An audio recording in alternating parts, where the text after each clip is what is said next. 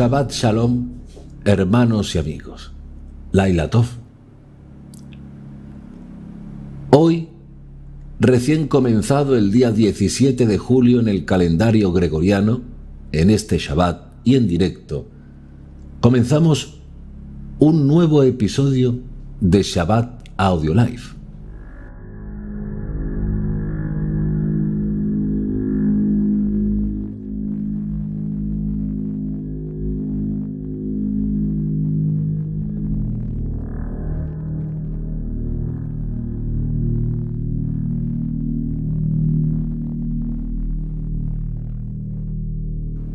Recuerden que su ayuda es muy importante y cada grano de ustedes hace una gran diferencia. Pueden suscribirse gratuitamente en nuestro canal o hacerse miembros de ayuda en el nivel que deseen.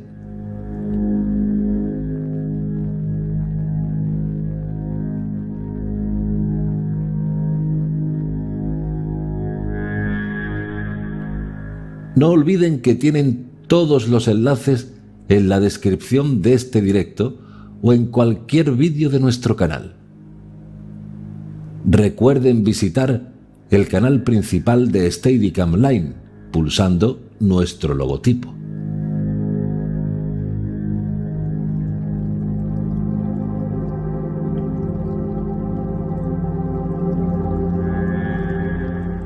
En nuestro canal podrán encontrar listas de reproducción ordenadas en series documentales.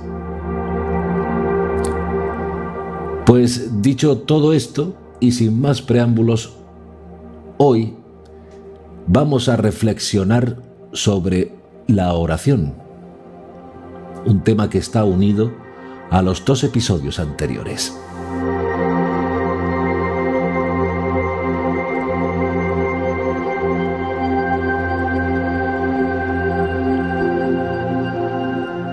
Si alguno está enfermo, llame a los ancianos de la asamblea y oren por él, ungiéndole con aceite, y la oración de fe sanará al enfermo.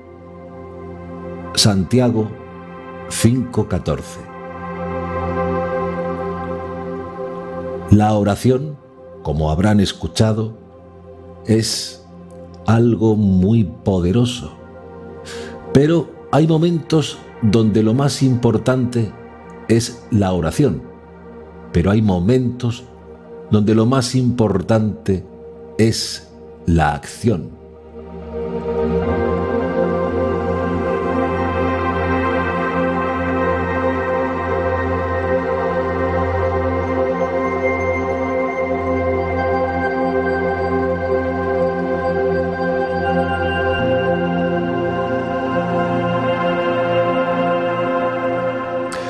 Por ejemplo, cuando el pueblo de Israel está frente al Mar Rojo, los egipcios venían por detrás porque el faraón cambió sus pensamientos y los quería llevar otra vez a la esclavitud.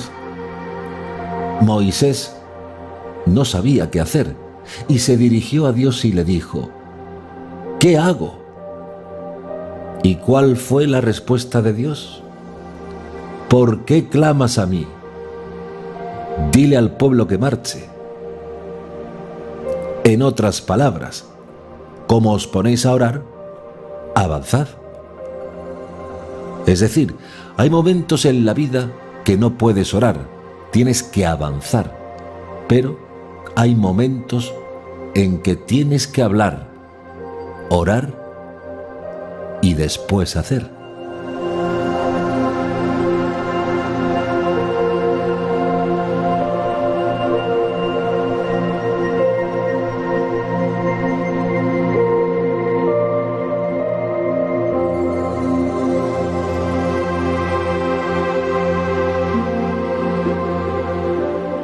Por otro lado, cuando los discípulos le pidieron a Yeshua que les enseñara a orar, comenzó con las palabras: Padre nuestro que estás en los cielos.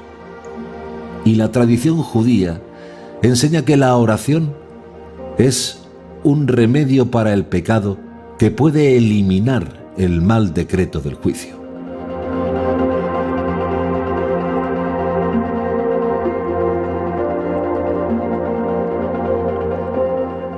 ¿Y qué nos tiene que perdonar Dios? Estamos tratando temas muy difíciles de entender para muchos y somos conscientes de que no todo el mundo puede digerir o comprender todo esto la primera vez. Presten mucha atención porque lo que vamos a exponer ahora es la esencia.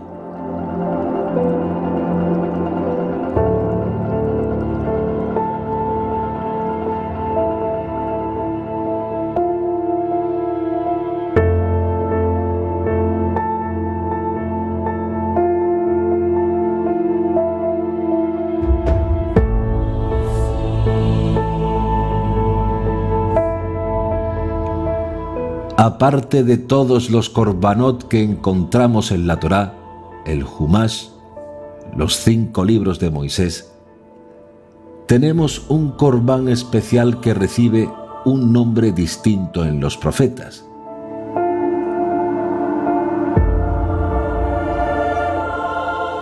Para comprender esto, debemos recordar que había ciertos tipos de pecados que no podían ser expiados, perdonados, por ninguno de los métodos tradicionales que nosotros podemos encontrar en la Torá. En otras palabras, se trata de un tipo de transgresión, de una categoría de transgresiones que no tienen mecanismo alguno de expiación en los 5 korbanot que nosotros encontramos en la Torá.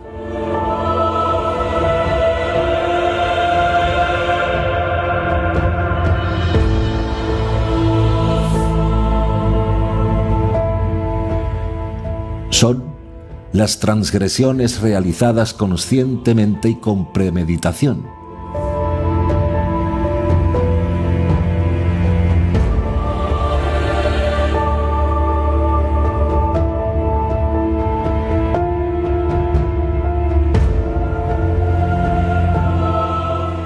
Y por eso es importante lo que pase por la mente.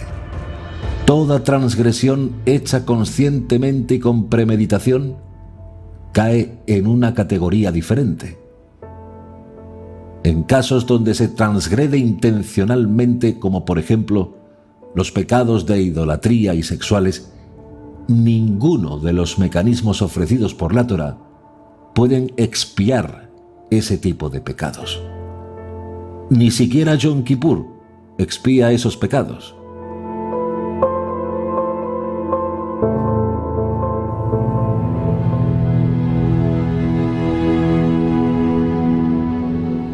Entonces, en las escrituras hebreas, los pecados de muerte son clasificados bajo otro nombre.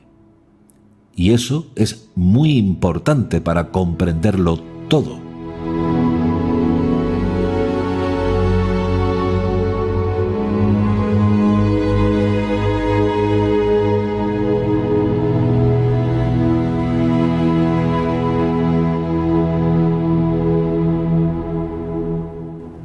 Y recordamos que los 5 korbanot son Olá, Mitja, Shelamim, Hatat y Asham. Y ya explicamos cómo se aplicaban cada uno de esos korbanot en una serie.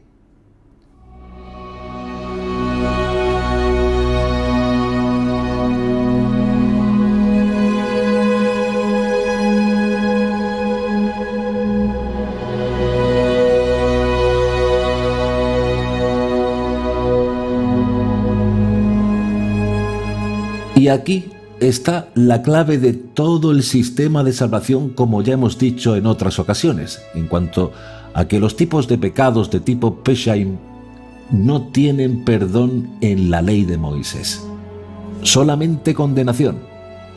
Por ejemplo, el asesinato. No hay salvación para este tipo de pecados en Moisés.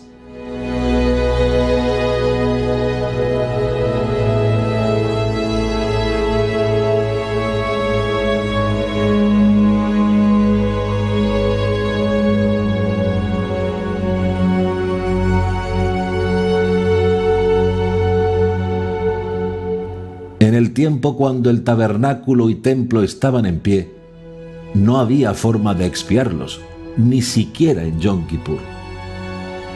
Yom Kippur expía los pecados no intencionales de la persona contra Dios, pero Yom Kippur no perdona siquiera los pecados del prójimo con su prójimo. Y por eso, antes de Yom Kippur, existe la costumbre en el pueblo judío de llamarse unos a otros para perdonarse unos a otros.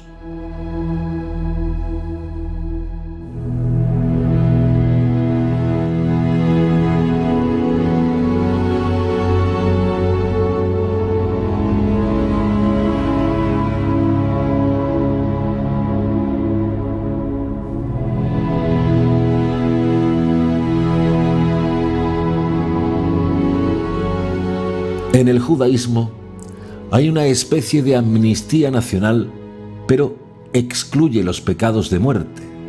Por ejemplo, dice el Talmud en el Tratado Yomá: el que dice pecaré y después me arrepentiré, no habrá para él perdón.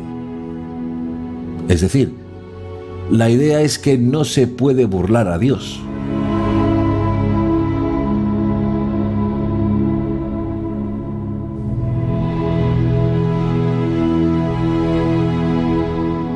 No hay corbán, no hay ofrenda para estos pecados en la ley de Moisés. Ni siquiera tenían derecho a las ciudades de refugio.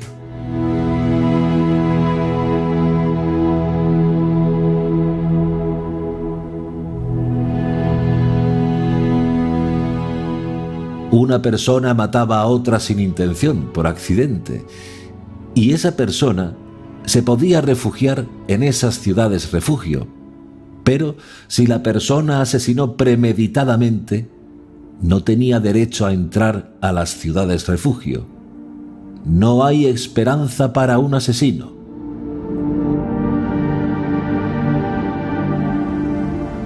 ¿Qué dice la Torá? Su sangre sea sobre su cabeza. Pena capital. No hay expiación para esos pecados.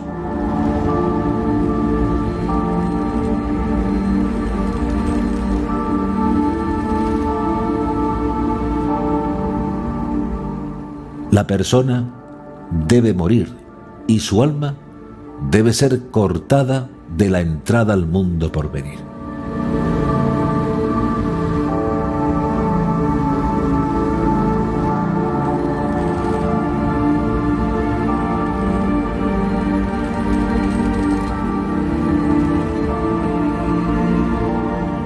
Uno de los más graves pecados de muerte es, por ejemplo, la idolatría. Ir detrás de los ídolos o practicar la adivinación o la hechicería, la brujería, consultar con los muertos o tirar las cartas y todas esas cosas con los espíritus de los muertos, todo eso son pecados de muerte y es aborrecido por Dios.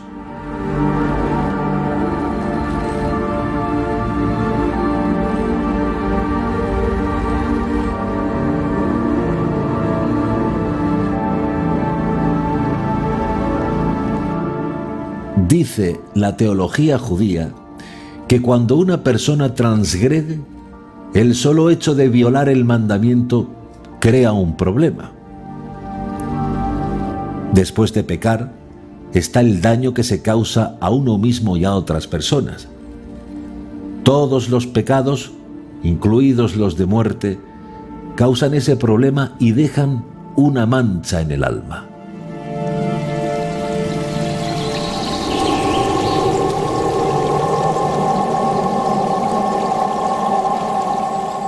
En los casos de los pecados que sí son perdonados por el sistema tradicional de Korbanot, con la ley de Moisés, incluido Yom Kippur, Dios perdona y pasa por alto la ofensa y limpia el daño que se ha causado.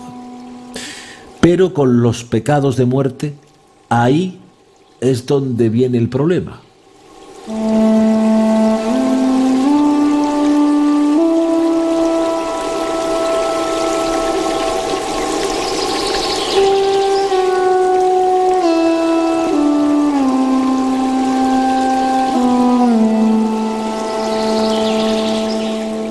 Dios puede perdonar, pero Dios no puede burlar el sistema que demanda justicia.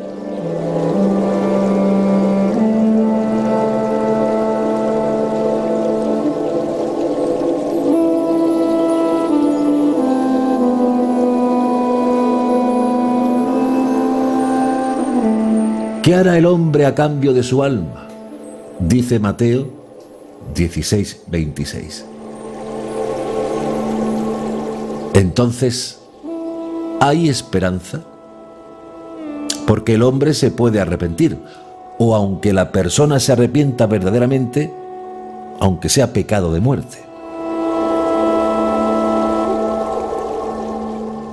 ¿Qué ocurre? ¿Qué dice la Torá? ¿Qué explicación podemos dar a esto?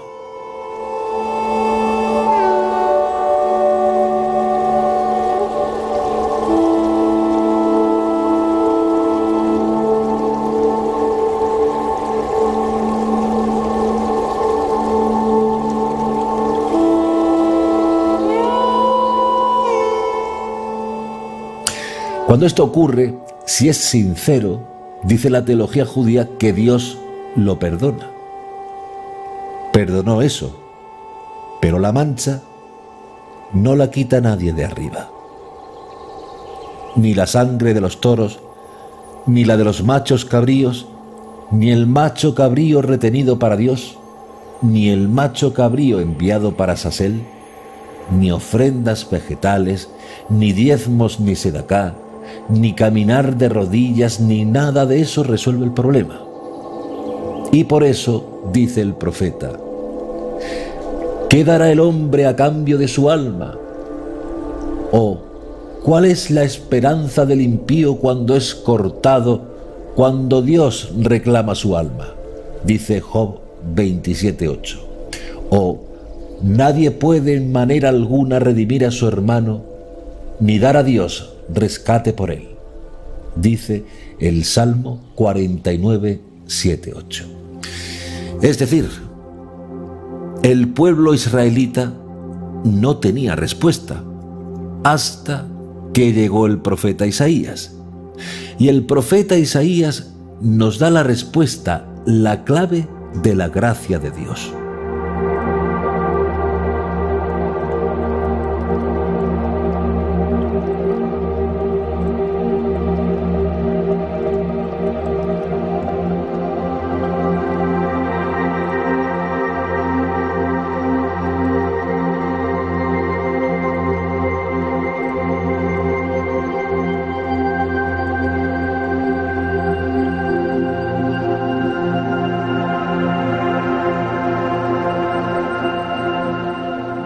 La respuesta de la misericordia de Dios. Dice el profeta Isaías en el capítulo 53. Todos nosotros nos descarriamos como ovejas, cada cual se apartó por su propio rumbo, pero Dios puso en él, en su siervo sufriente, el pecado.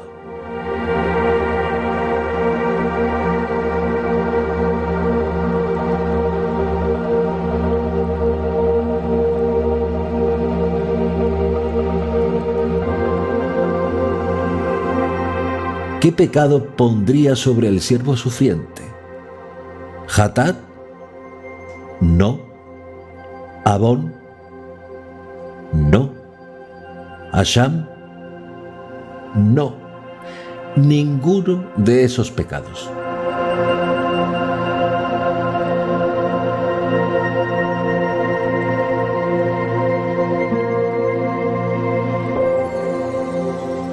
Ninguno de esos pecados menciona el texto hebreo. ¿Y qué dice el texto hebreo?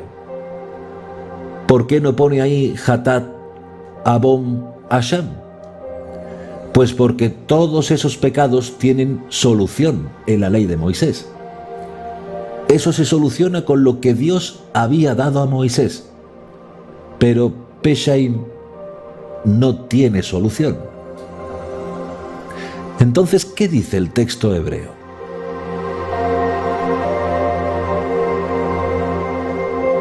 Dios Elohim, la justicia de Dios, puso en su siervo sufriente, puso en él el peshá de todos nosotros. El peshá, el pecado de muerte de todos nosotros.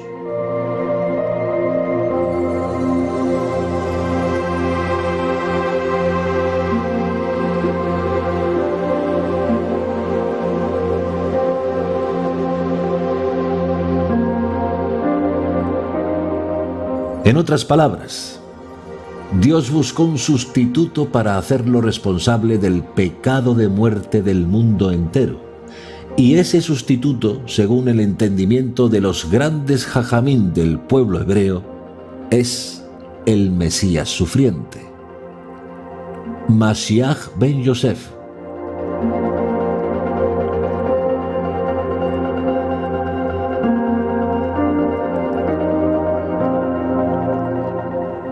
Y para que no haya dudas acerca de esta exégesis, más adelante, en el capítulo 59, verso 20 de su profecía, dice el profeta Isaías: Ubá lesión, que quiere decir, he aquí, viene a Sión.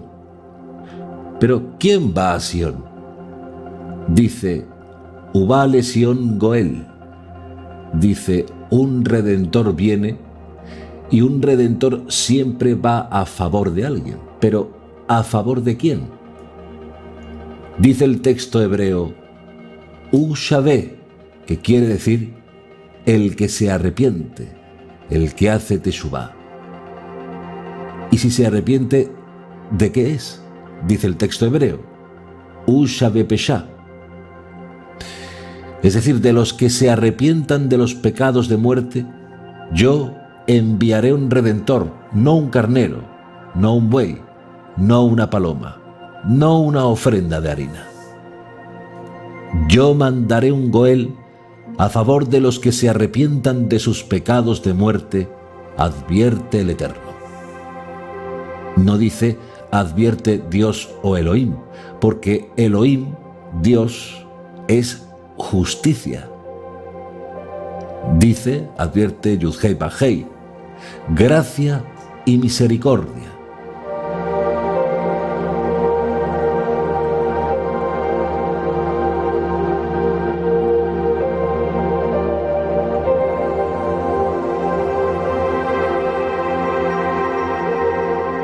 Este Goel, este Redentor, que apunta a una de las funciones más extraordinarias del Mesías como Redentor de Israel y del mundo, es la respuesta de Dios al silencio de Moisés con respecto a los pecados de muerte.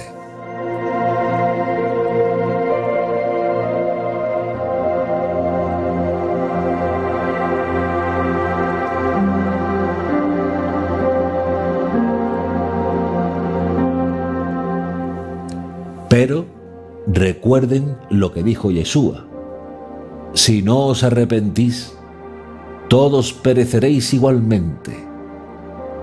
Y como venimos enseñando, después del arrepentimiento viene la oración.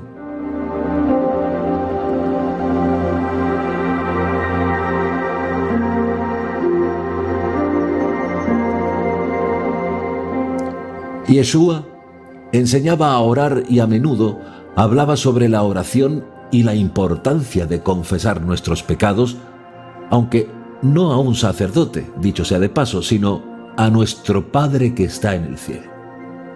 Pero claro, antes de orar, hay que perdonar.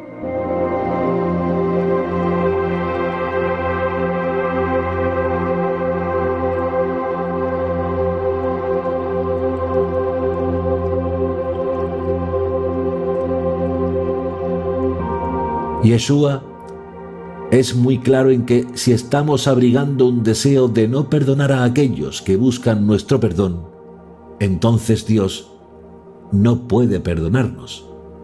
Por tanto, la tefilá, la oración, la plegaria, es un arma muy poderosa que tenemos a nuestra disposición. Y permítanme que les lea. Perdona nuestras deudas como también nosotros perdonamos a nuestros deudores. Mateo 6:12. Porque si perdonáis a los hombres sus ofensas, os perdonará también a vosotros vuestro Padre Celestial. Mas si no perdonáis a los hombres sus ofensas, tampoco vuestro Padre os perdonará vuestras ofensas. Mateo 6, 14, 15.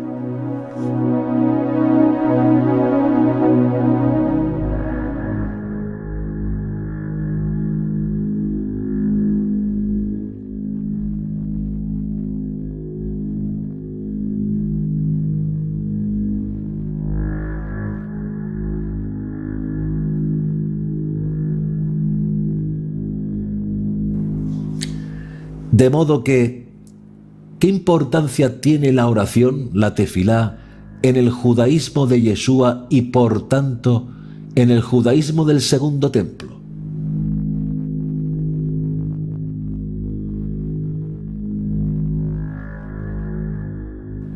¿Qué aprendemos de la Torá y de Yeshua?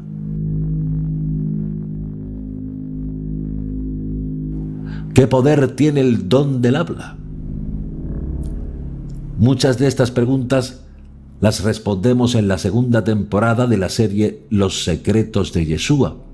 Pero diremos que en la Torá, en Números 22:2 al 25:9, tenemos la clave.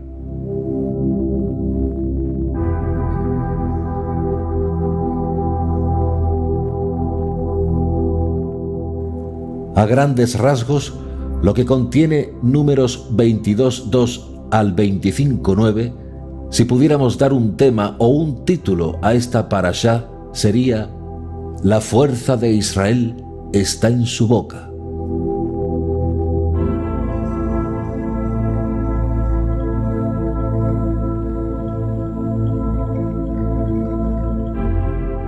La fuerza de Israel está en la boca.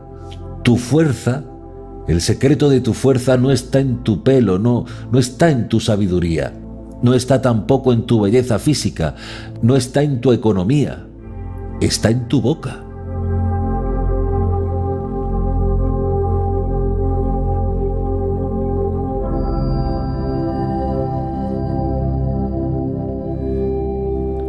Su fuerza está en tu boca, en el rezo.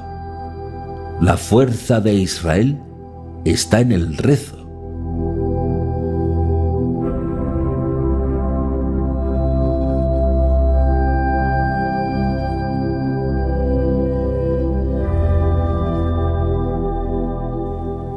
Para ilustrar la tefilá, la oración, voy a leerles otra historia. Se cuenta que en una oportunidad, cierto hombre judío y su esposa se acercaron al famoso Reme de Meserich, conocido como el Maguid de Meserich, con la intención de comunicarle que intercediera ante el Eterno, pues no tenían hijos y deseaban tener por lo menos uno. Al llegar, le contaron al Rebbe la preocupación que tenían, y como conocían que él era un hombre de Dios poderoso en la tefilá, le suplicaron que rogara al Eterno por ellos, a fin de que el Eterno les concediera el hijo que tanto deseaban. Entonces, el Rebbe les contestó: muy bien, yo voy a orar al Eterno para que les conceda un hijo, pero les va a costar 52 rubros. El rubro es una moneda rusa. La pareja quedó sorprendida y aquel judío le replicó con cierta incomodidad al Rebbe: ¿por qué 52 rubros? ¿Por qué tan caro? Además, nosotros no sabíamos que usted cobraba. El Rebbe, sonriendo, les contestó: les cobro 52 rublos porque la palabra hebrea ben, hijo, da una suma 52 en el valor que nosotros le asignamos a las letras hebreas. Es demasiado, dijo el paisano un poco molesto y confundido, e intentó regatear para que el Rebbe bajara su oferta a la mitad. Pero el Maguid de Meserich se mostró inflexible y les dijo: si quieren que yo ore por ustedes, busquen el dinero. Entonces el hombre se enojó con el Rebbe y, dirigiéndose a su esposa, le dijo lo siguiente: ¿qué le vamos a hacer, mujer? Nos arreglaremos sin el Rebbe. Vamos a orar nosotros mismos al Eterno y nos saldrá gratis. Al escuchar esto, el Maguid de Meserich volvió a sonreír y dijo: amén. ¿Cómo entender la conducta del Rebbe ante esta petición?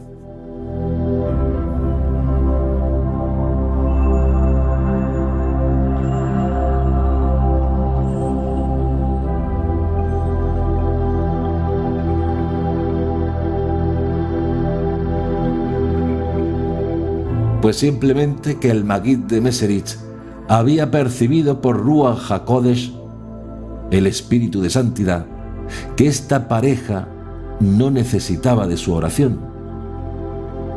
Ellos debían dirigirse en oración al Eterno y pedir para ellos y por ellos mismos lo que necesitaban. En otras palabras, hay ocasiones en la vida en la que no es necesario ni tampoco correcto que otra persona ore por nosotros.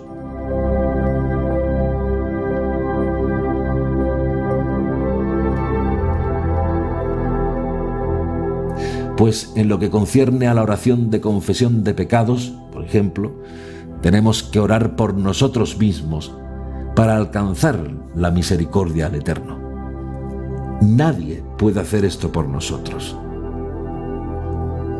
La oración privada es un asunto personal que nos concierne solo a nosotros y a nadie más.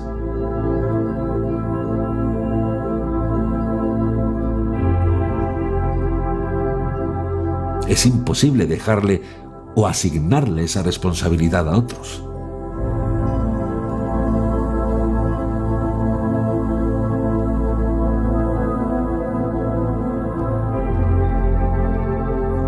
La tefilá, vinculada a la teshuvá, es decir, la oración vinculada con el retorno, es el segundo concepto que necesitamos aprender.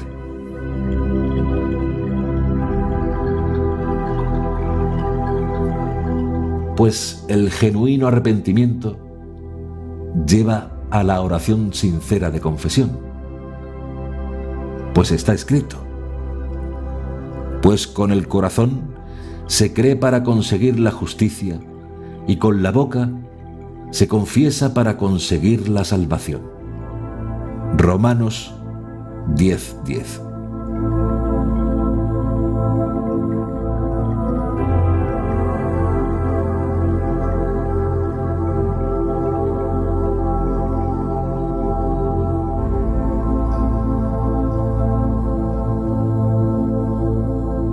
El único pecado que el Eterno no perdona es el que no se confiesa.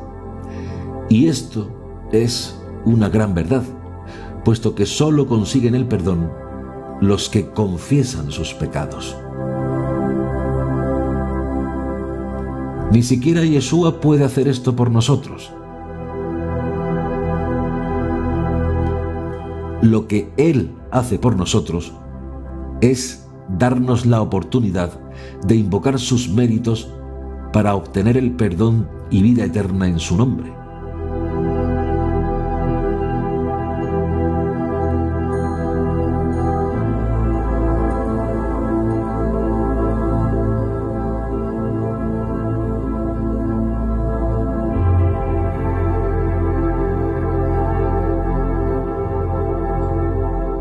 Que la oración de confesión por el pecado sea un asunto privado y que uno mismo tiene que ser esa oración y nadie más. También la aprendemos de otra historia mucho más antigua, esta vez no de los jasídicos, sino del Talmud, y sucedió en tiempos de Rabí Yehudá Hanasí, hacia finales del siglo II.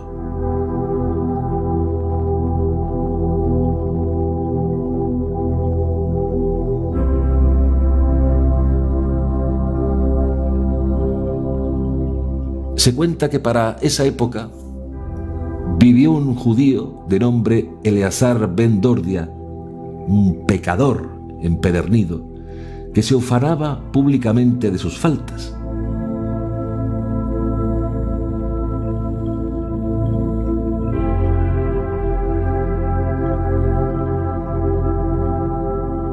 Hasta que un día tuvo una mala experiencia que lo llevó a reconsiderar sus malos caminos. Desesperado, creyó que había llegado demasiado lejos y que ya no tenía posibilidades para arrepentirse. En medio de su confusión, gritó: «Montañas y colinas, oren por mí».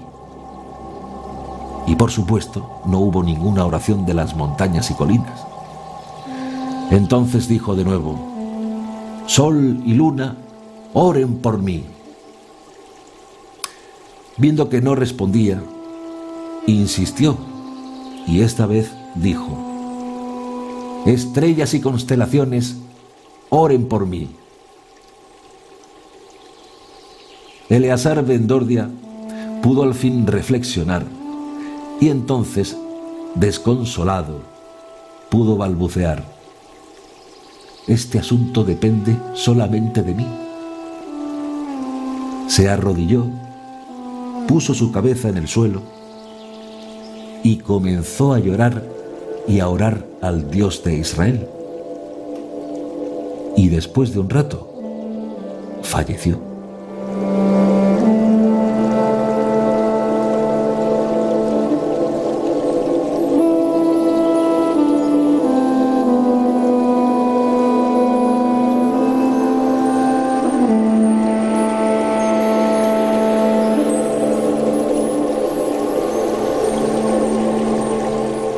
La Torá identifica esa distinción especial entre el hombre y los animales con el poder del habla.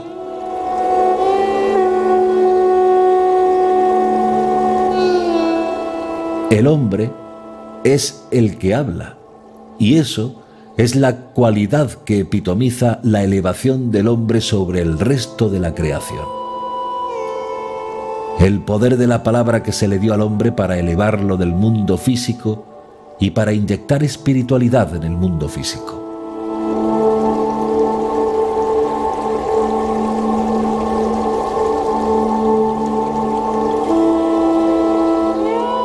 Es interesante que en la lengua hebrea, un asunto que es importante siempre usa el mismo término: palabra. Cuando tienes una cosa importante en tu mente, un sueño, una idea, o cuando se te ocurre un proyecto y lo tienes en tu mente, escondido como algo tuyo, algo especial tuyo, eso es dabar, eso es palabra, ese es el poder de la palabra.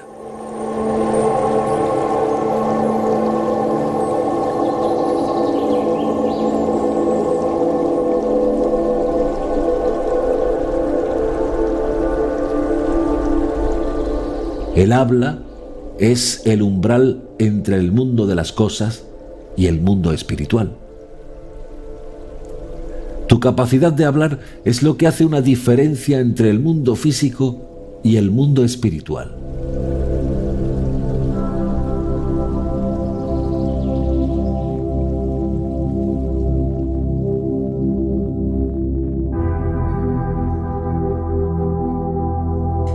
Cuando el hombre usa su poder del habla, tiene la capacidad de agregar espiritualidad en este mundo con su boca. Tú puedes traer luz en este mundo, pero claro, lo contrario también. Cuando el poder del habla es degradado.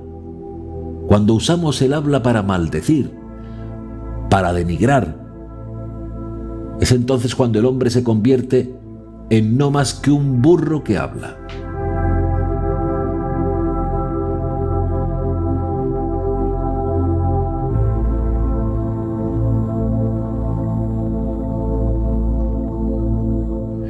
Y de esto aprendemos que el uso más sagrado que tú puedes darle a tu capacidad de hablar es la tefilá, la plegaria, la oración, el rezo.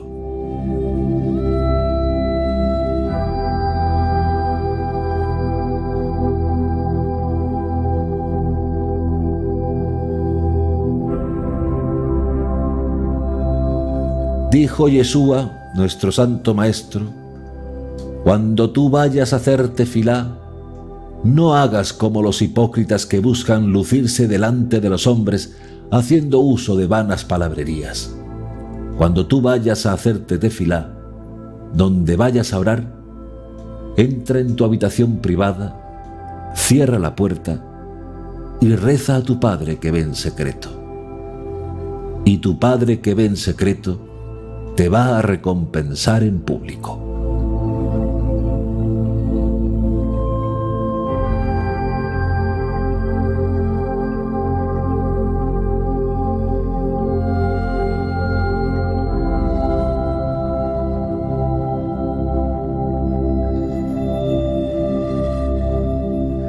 De hecho, si observan la vida de los grandes tzadikim de Israel, incluyendo a nuestro maestro, Yeshua, verán que el arma que ellos más usaron fue la tefilá.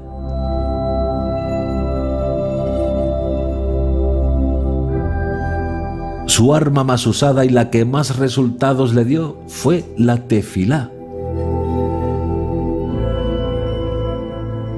Y si a los grandes tzadikim el arma que más éxito les dio fue la tefilá, ¿para qué buscar otra cosa?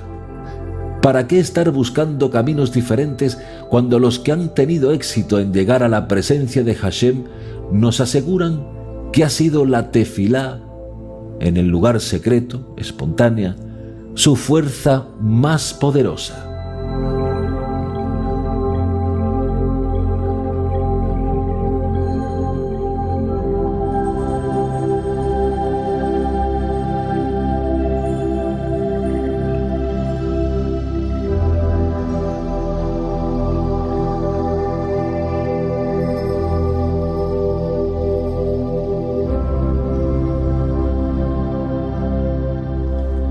Es imposible desarrollarse espiritualmente sin usar este recurso, basado en lo que encontramos en esta batalla de palabras que encontramos en Números 22:2 al 25:9. Queremos hablar sobre qué significa el rezo privado.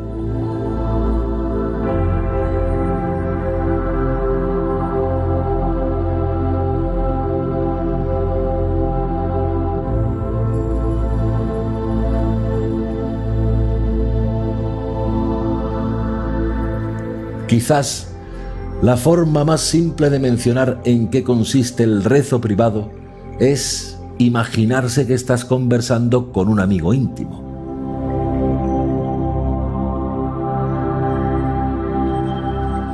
O que estás conversando contigo mismo. No solamente en tiempos de dificultad, cuando las cosas se vuelven muy complicadas, sino a diario.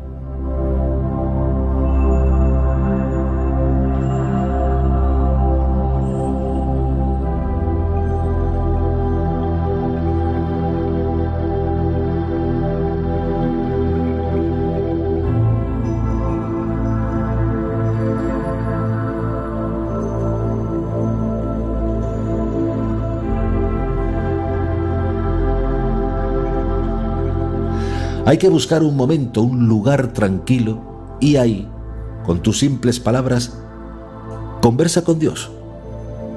Con tus simples palabras, háblale.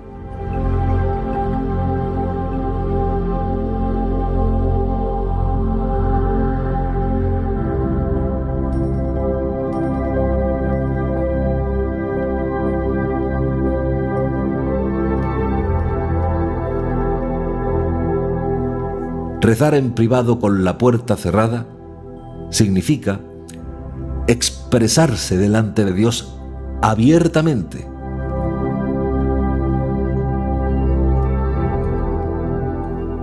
Hablar con Él explayadamente.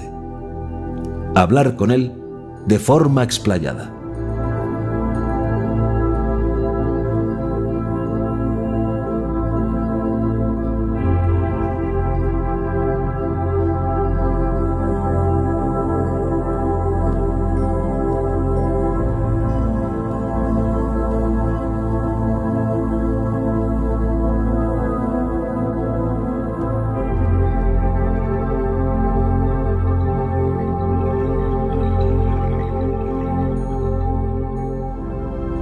Uno de los grandes peligros del Sidur es que si tú no sabes hacerlo bien, te roba tu capacidad de oración privada.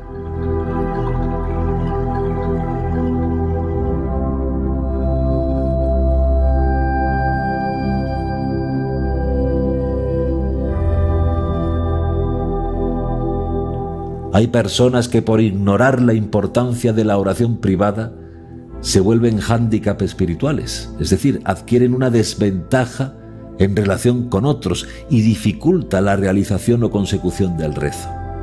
No pueden orar espontáneamente. Y el secreto de la oración privada es precisamente esa espontaneidad.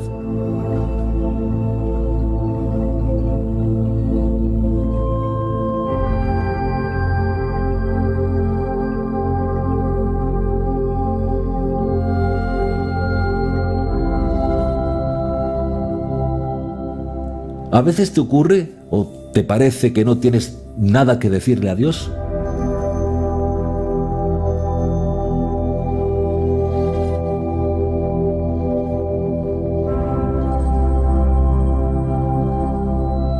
¿Te ocurre también que en ocasiones te pones a rezar y no tienes nada que decir?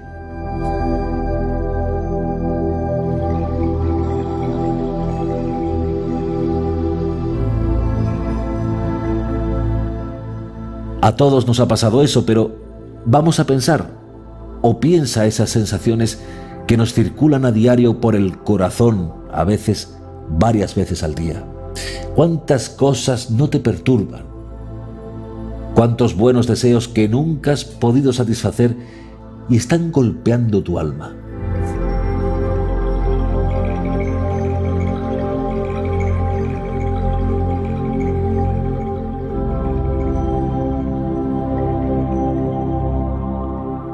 Todo el mundo lleva un dolor escondido por metas y sueños que nunca pudieron alcanzarse.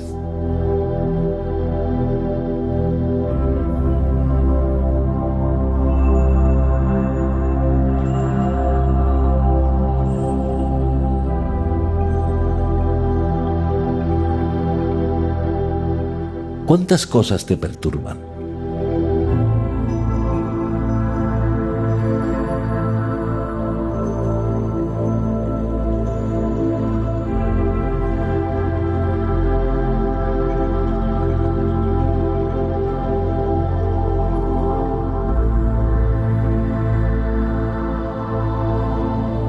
¿Quién no tiene algún problema en su vida sin resolver todavía?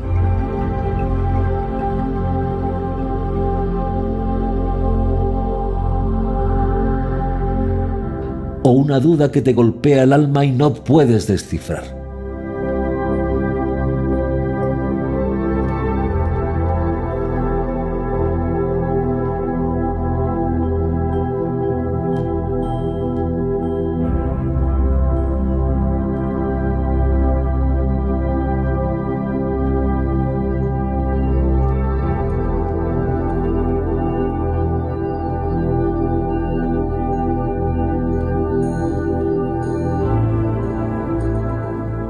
¿Y qué pasa con las incertidumbres que a veces nos llegan en la vida? ¿Qué hacer? ¿A dónde ir? ¿Qué decir o qué no decir? ¿Qué decisión tomar?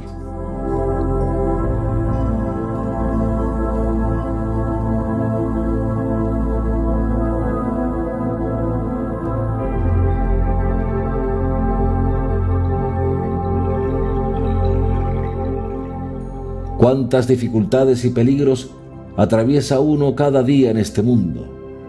Y no solamente tú, también tus hermanos, tu familia, tus amigos.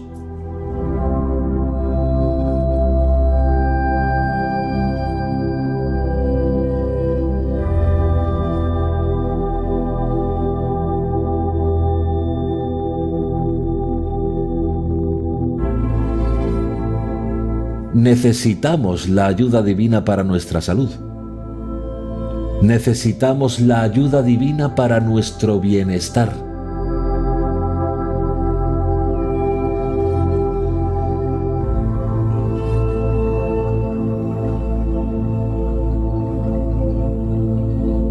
¿Has pensado en la importancia que tiene la educación de tus hijos en este tiempo de teorización de principios y valores?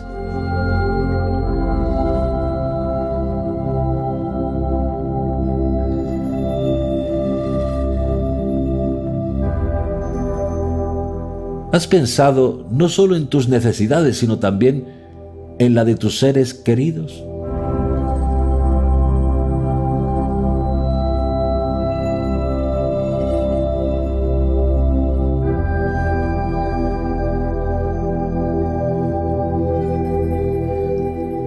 Todo esto y más, tú tienes que convertirlo en una conversación íntima con tu Padre Celestial. Y es muy probable que al comienzo te sientas un poco desorientado o te sientas un poco ridículo por estar hablando con alguien que tú no ves y que no podemos ni siquiera imaginar, porque dice la Escritura, no te harás imagen.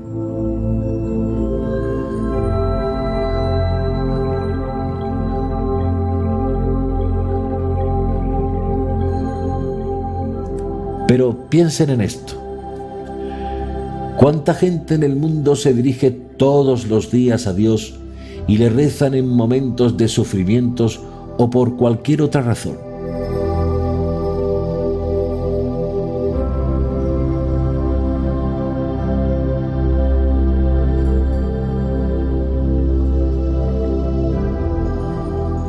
Entonces, ¿cómo puede ser que nosotros, justamente sus hijos, quienes recibimos la Torá, por tanto somos sus representantes en este mundo, nos quedemos enmudecidos cuando estamos delante de nuestro Padre que está en los cielos?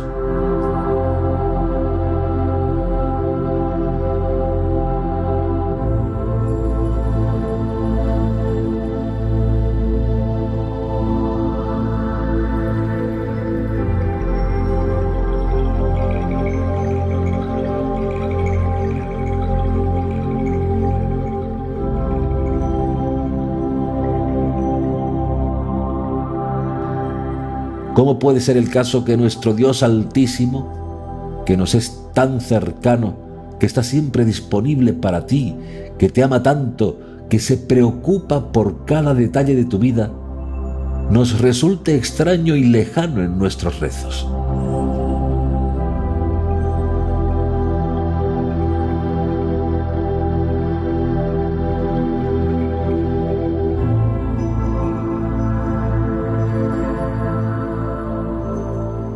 ¿Cómo de cerca está Dios de ti cuando lo llamas?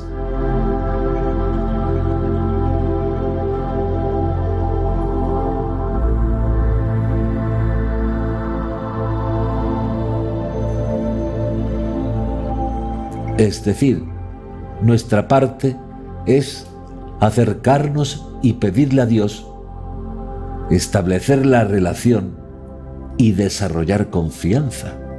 Y una de las cosas que más tenemos que aprender es crear una sensación de proximidad con Dios.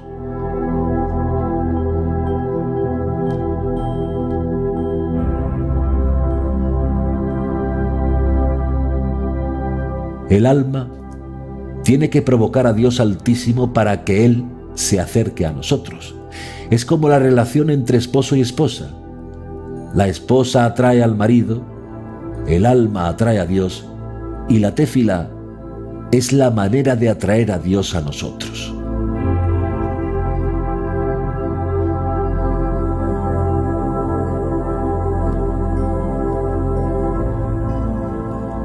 atraer la presencia divina a nosotros. ¿Y esto cómo se hace? Dice la Escritura: por cuanto está muy cercano a ti, en tu corazón y en tu boca. Deuteronomio 30:14 y también en Romanos 10:8.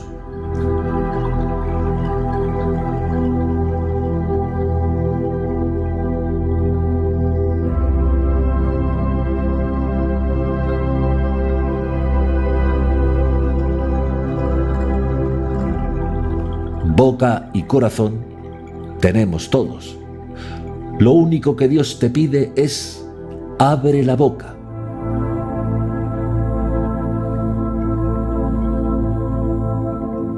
Abre la boca.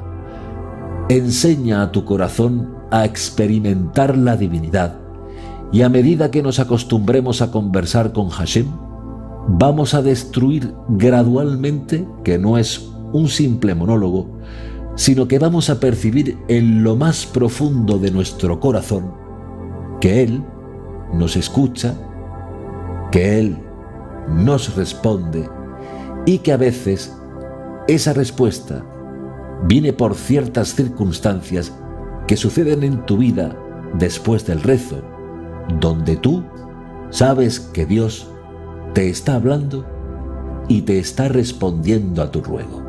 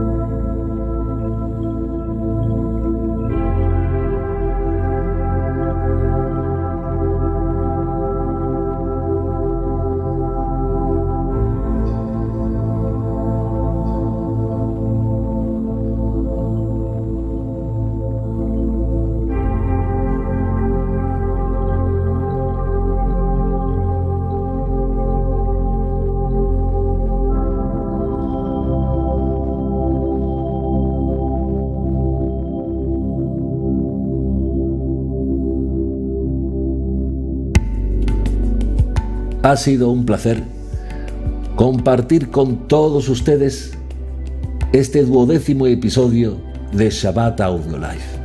Si lo desean, les emplazamos dentro de 2 semanas en la siguiente experiencia de Shabbat Audio Life. Feliz noche, Laila Tov, Shabbat Shalom.